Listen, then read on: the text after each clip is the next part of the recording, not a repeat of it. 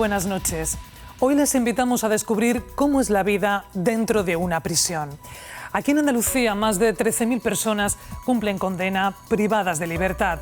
Su situación se agravó durante la pandemia y este sábado traspasamos los umbrales de la cárcel, un lugar que sigue siendo tabú para la sociedad, donde todavía quedan asignaturas pendientes. Todavía cuando ve uno acercarse a la puerta se me retuerce el estómago. Samuel salió en libertad hace un año y todavía tiembla al revivir su estancia en prisión. No morí aquí físicamente de milagro, pero realmente la persona que entró aquí a cumplir condena no volvió a salir. Salió porque mi mundo saltó por los aires. Isabel se aferra al futuro porque el pasado nunca fue mejor. Yo todo lo malo ya lo he vivido y intensamente, como que no me queda nada por descubrir. Pero eso, lo peor, no lo has vivido en la cárcel, ¿no? No, ha sido en la calle, que es lo que me ha llevado a la cárcel. Carlos reflexiona en prisión sobre las consecuencias de su delito. Estando aquí dentro nos convertimos un poco egoístas y solamente pensamos en nosotros, salir de aquí, ponernos en el punto de vista de la víctima en este caso, seguro que es beneficioso. Aunque ellos también esperan comprensión. Que supieran lo que es esto de verdad.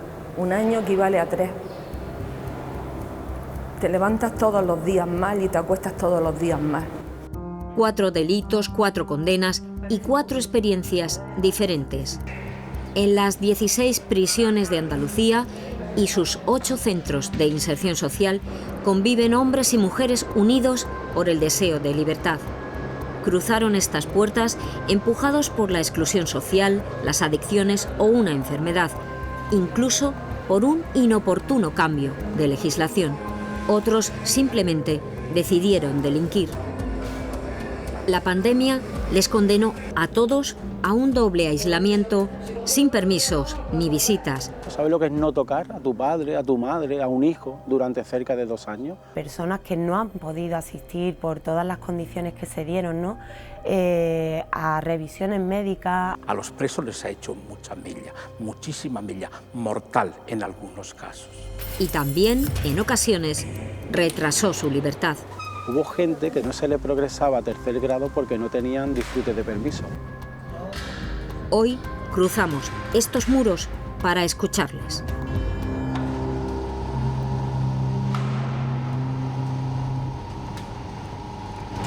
A mí me llegó a la cárcel el no tener familia. Que muriera mi madre, yo creo que fue lo peor que me pudo pasar. Llega una edad que te juntas con malas compañías, empiezas con el consumo, necesitas, pues si no tienes trabajo, pues lo que te llevas a delinquir. En la cárcel pasa 2 cosas, o sales peor o sales mejor. Yo, gracias a Dios, a mí me ha servido, pero es bastante, porque llevo 8 años sin consumir. Ahí fue la primera vez que yo me ganaba el pan prácticamente, y el día de mañana en la calle es lo que voy a tener que hacer. Y más ahora que tengo un hijo. Tú solito, di papá. Isabel disfruta de un permiso con su bebé que se gestó en un vis a vis. Desde entonces no se han separado y esperan juntos en la unidad de madres que llegue el 3er grado. Cumplí ese sueño, conseguí mi trabajito, mi pisito, muy humilde, y eso, con esos sueños, con una vida con mi hijo. Bartolito era un gallo que vivía muy feliz. Atendemos a personas que están en 2er y 3er grado penitenciario, desde la cobertura de sus necesidades básicas hasta nivel de atención psicosocial, a nivel formativo, laboral. Son personas sobre todo que no tienen recursos familiares que le permitan disfrutar de permisos penitenciarios en el exterior, que han tenido problemática de drogadicción. Muchísimas personas que están cumpliendo muchos años de condena por delitos leves. En Andalucía, cientos de profesionales y voluntarios trabajan con la población privada de libertad. están muy perdidos en cuanto a sus derechos, en cuanto a sanciones disciplinarias dentro de la prisión. Tienen muy poco plazo para el recurso, no tienen obligación de que se haya delante un abogado o una abogada para que le valore sus derechos y le recurra, con lo cual se pierden muchas de estos derechos por el camino. Precisamente esta situación es la que denuncia Samuel. Abogado de profesión, su delito le llevó hasta esta cárcel de Alhaurín de la Torre. Asegura que allí le ofrecieron asesorar a los internos a cambio de quedarse en Málaga, pero algo salió mal. Esos recursos que se pusieron ante denegaciones de permiso, no progresión a tercer grado y demás, pues eso no sentó muy bien. Tuvo repercusiones personales con salida del modo de respeto sin ningún tipo de motivo, aparte de las propuestas a la Secretaría General de cumplimiento en otros centros tan alejados de mi ciudad como podría ser Topas o puede ser Teseiro, ¿no? Esto se cambia de la noche a la mañana, como fue en mi caso, y nadie te lo justifica, ni te lo motiva, ni nada, y eso tiene consecuencias muy graves. Por ejemplo, el juez de vigilancia penitenciaria entiende que una salida de módulo de respeto a cualquier otro tipo de módulo es una regresión en tu evolución tratamental y por lo tanto entiende que algo no va bien en tu expediente y que no seas merecedor bien de la concesión de un permiso o de progresión a tercer grado. Para evitar que se vulneren estos derechos, la última reforma de la normativa penitenciaria permite que el recluso acceda en cualquier momento a su expediente. La administración penitenciaria posiblemente, y tiene que ser así, sea la administración más controlada de todas las administraciones públicas. Una persona reclusa puede interponer una queja contra una actuación de la administración y en 24 horas está en sede judicial. Aunque el origen de un proceso desigual puede empezar mucho antes, incluso en la redacción del Código Penal. El hurto es siempre un delito y si es de más de 400 euros está condenado con una pena de prisión. En el caso del fraude a la hacienda pública, hasta 120.000 euros no es considerado ni siquiera delito, ¿no? Es mucho más fácil obtener pruebas de estos delitos cotidianos de la vida diaria que ocurren en la calle que los grandes delitos económicos. Al final esto lo que hace es que en todo este procedimiento quien acabe en prisión pues sea normalmente población pobre, de entornos marginales y por delitos muy concretos, ¿no? Me falló la familia, me fallaron mi hermano, me fallaron mis sobrinas, a las que yo ayudé mucho. 17 años me echaron. ¿Por robar cuánto? Pues no llegó a 2.000 euros. En varios, no a la misma persona, fueron varios. No es justo, no es justo. Conmigo sí se habrá aplicado la ley, pero la justicia no. No es lo mismo ante un juez o ante un tribunal que se presenta en chándal que al que se presenta con traje y con un grupo de abogados que le dan vuelta a todas las leyes. ¿Ves? Es que esto también clama al cielo.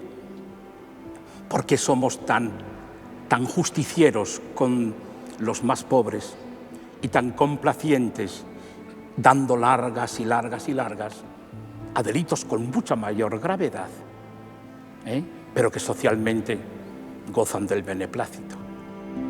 Pedro, sacerdote trinitario, presta su ayuda desde hace 40 años a los reclusos y a sus familias. Solo tú sabes quién es justo y puedes justificar al malvado. Nos recibe la parroquia de Jesús Obrero, en Málaga. Su orden fue la primera en la historia que atendió a los cautivos. Normalmente estamos hablando de un grupo mayoritario de personas muy carentes, pobres en el sentido cultural, familiar, laboral. El efecto prisionización hace mucha mella en la debilidad humana, psicológica, que hay muchos problemas psicológicos en los internos, patologías provenientes de frustraciones, de fracasos familiares, afectivos. Hoy día la mayor comisión de delitos entre los adolescentes la cometen hijos de familias estructuradas. Él es testigo vivo de la evolución de la población penitenciaria. A finales de los años 70 del siglo pasado, un preso le secuestró en la cárcel de Carabanchel. Doy la bendición, dice: Padre Pedro, que estáis todos secuestrados. Anda. Entonces sacó un cuchillo de grandes dimensiones, le reivindicaba que estaba condenado injustamente por un asesinato. Eran tiempos difíciles. España salía de una dictadura y los presos reclamaban amnistía general, unidos en el colectivo Coppel. Este polvorín inspira la última película de Alberto Rodríguez, Modelo 77. En la cárcel Modelo de Barcelona había un módulo para invertidos, dividido en congénitos y homosexuales. En la Modelo se encontraba en ese momento el Joglars, que estaba siendo juzgado por una obra de teatro que había hecho, los obreros sindicalistas de la SEAT, los militares de la Unión Democrática, había médicos que estaban por cuestiones relacionadas con el aborto, o sea, un montón de cosas que en años posteriores dejaron de ese delito. Ese grito de libertad que salía de la calle terminó llegando al interior de las prisiones. Sí que tenía que ver casi con una utopía, que era una amnistía total a todos los que estaban dentro, porque ellos se consideraban consecuencia directa de los 40 años de dictadura. Lo que se comparte con la época totalmente es la pobreza de la población reclusa. No hubo amnistía, pero sí llegó la ley. En 1979 se publicó la todavía vigente Ley Orgánica General Penitenciaria. Desde entonces, muchas cosas han cambiado. Estamos en el patio del Centro Penitenciario de La Acebuche, en Almería.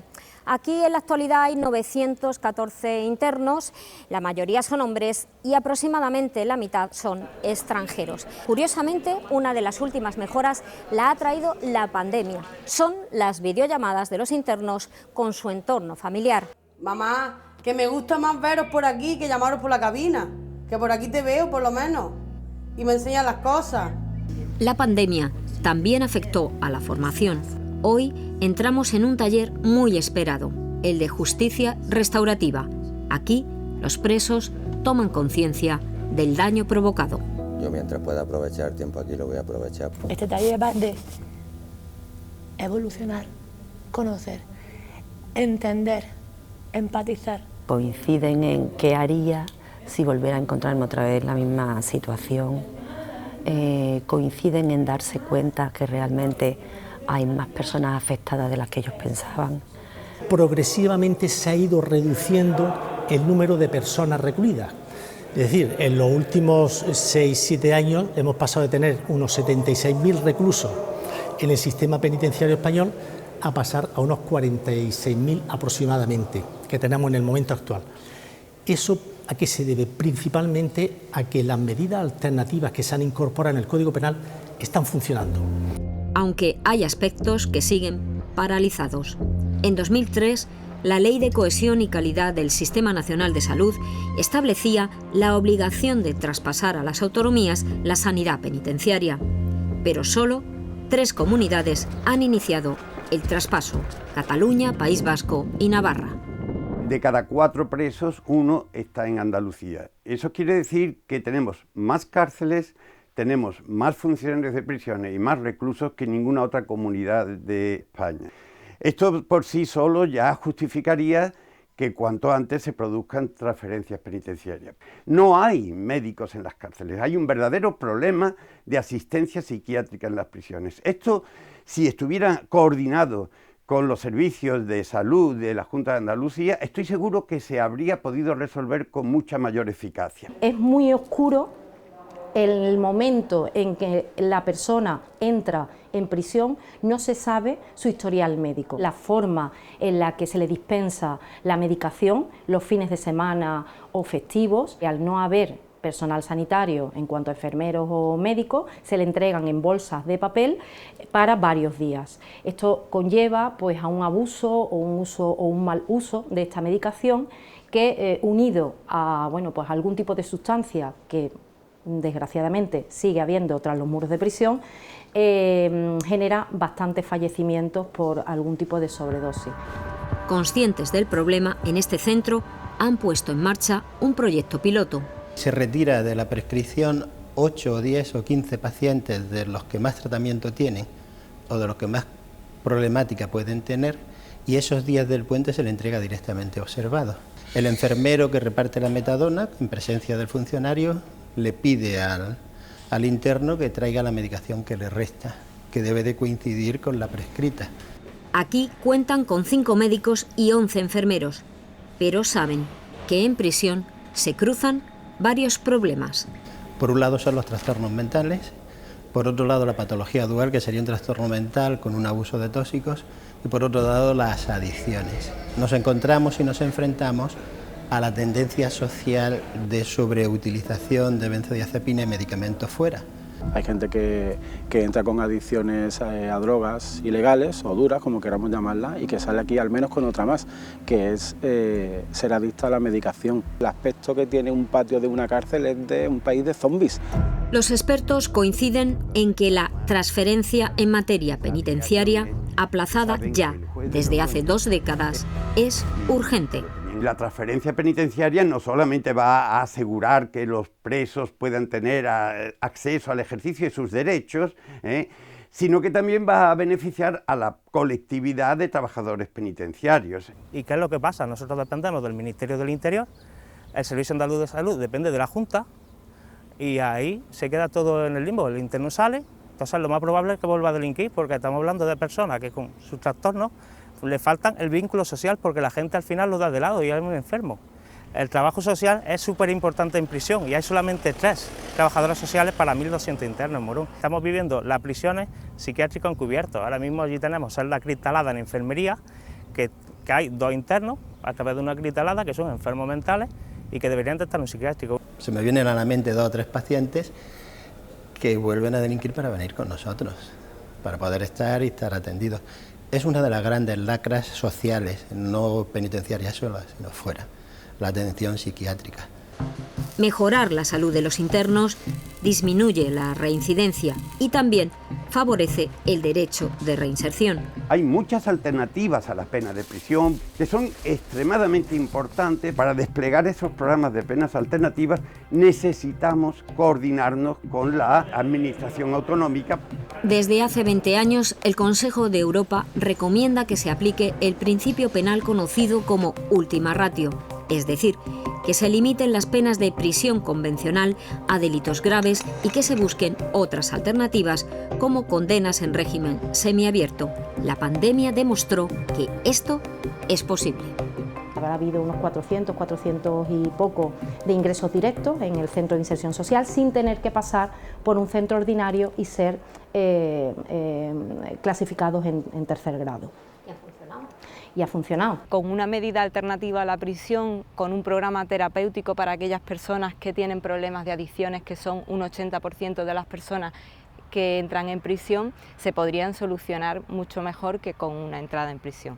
Tenemos una tasa de 119, la tasa de encarcelamiento, 119 personas reclusas por cada 100.000 habitantes, muy por encima de otros países de nuestro entorno europeo que además tiene una tasa de delincuencia bastante más alta que nosotros, es decir, que encarcelamos pues quizá con exceso. Cuanto menos cárcel, menos delincuencia. El país que más aplica la pena de muerte, que es el estado de Texas, es con mucho el país que tiene más violencia y más asesinatos. En la medida en que los centros penitenciarios tenemos éxito, las personas que vuelven a la sociedad se encontrarán libres y con la capacidad de vivir respetando la ley penal. Señor mío, dame prontico mi libertad. Señor mío, que a mi niño quiero cuidar. Señor mío, dame prontico mi libertad.